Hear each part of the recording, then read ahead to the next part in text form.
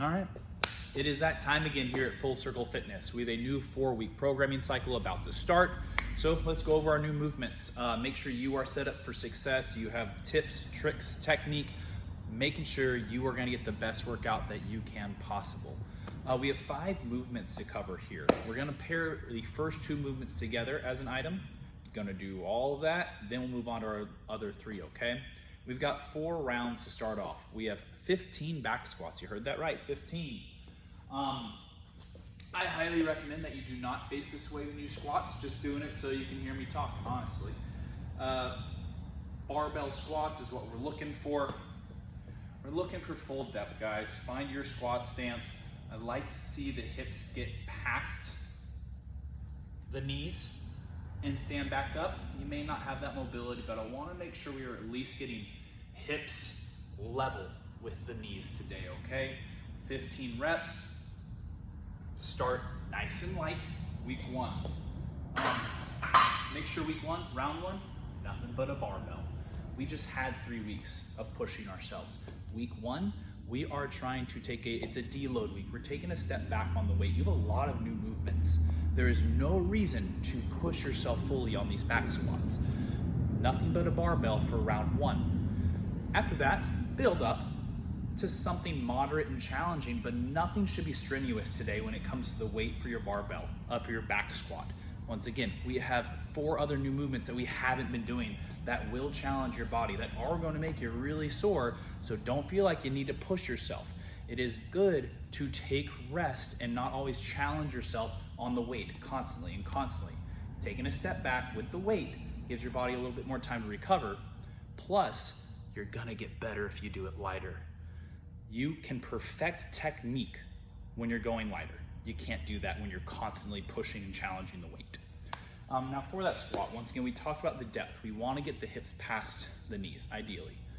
Not everyone's there. Whether you don't have the mobility for it, we're not strong enough to lower ourselves to that position and stand up, but I want us to be in practice, right? So if you're not getting that full depth, load some weight on there to where you get as low as you can, right?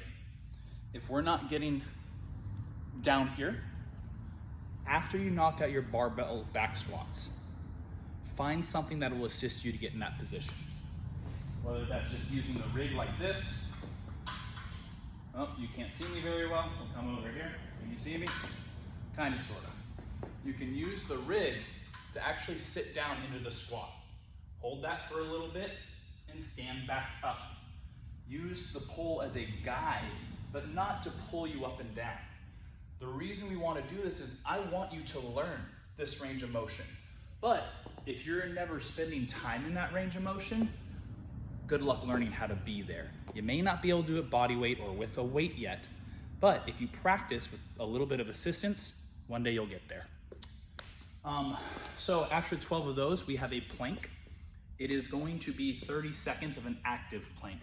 Now, it's designed to be as soon as you finish those back squats, you start your plank right away. With this active plank, there is a difference. There's a difference between holding your body weight up in a plank and making it active. So I'm gonna give you a few cues to make sure you know how to make it active. First, let's talk about positioning. We don't want this. We don't want butt up. And think about what causes this. If you look at my shoulders, they're behind my elbows. If your butt's in the air, you're most likely shifted back too far. You need to shift your body weight forward until the shoulders are over the elbows. That's gonna pull the hips down into position. Now let's talk about being active. You squeeze your glutes as hard as you can. You pull your belly button up into the spine and brace. You drive your arms into the floor, squeeze your armpits. Are you still squeezing your butt? It's very easy to let that release, and you are holding all of this activation for 30 seconds.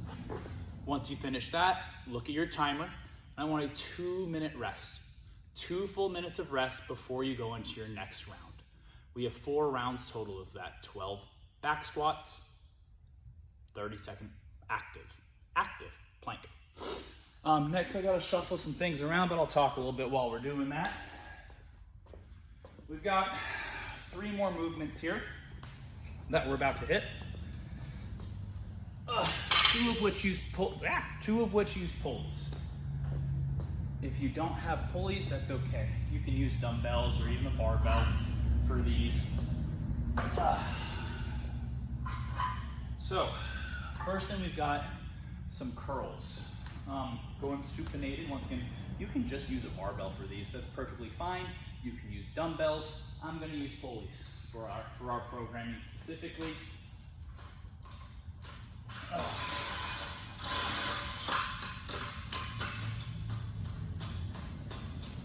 So, there we go. Put that in. Big thing I want to focus on. Can you see me? Somewhat. Weird angle. Well, we're going to make it work. Actually, let's move this over. That makes sense, doesn't it? There we go. Maybe we can see a little better. So, with these, we've got 3 rounds now. Starting off, we've got, what's the volume? We have 12 curls. What I want to focus is we have those elbows pulled back a bit. Controlled, steady motion. Making sure we're not just flying up and down.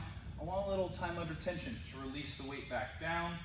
Full extension of the arm as far as it can go before we curl back up. Squeeze the biceps at the top of the rep, then release. Next, we have a tricep extension.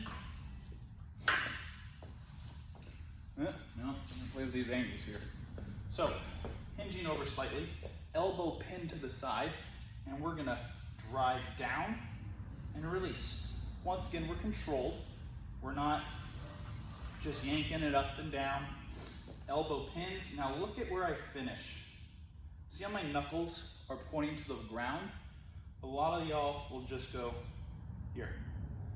Doesn't seem like much, but this angle change, if you look at my wrist, my hand, from here to here, makes an incredibly large difference in the activation you're gonna get in your tricep. So it's kind of right when you get towards the bottom, we think about driving the knuckles to the floor. Back up. Knuckles to the floor. Back up. If you don't have a pulley system, you can just grab a dumbbell. Same thing, pin the elbow. You just hinge more. Same exact thing, just holding the dumbbell. Knuckles to the wall behind you. And finally, we're pairing that with a little recovery piece to complement the squats we had.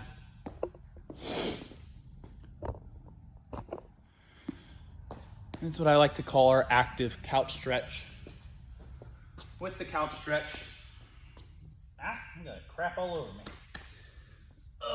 Get your knee as close to the wall as you can. The closer your knee is to the wall is gonna make it more challenging. If you need to make it a little easier, just bring your knee forward.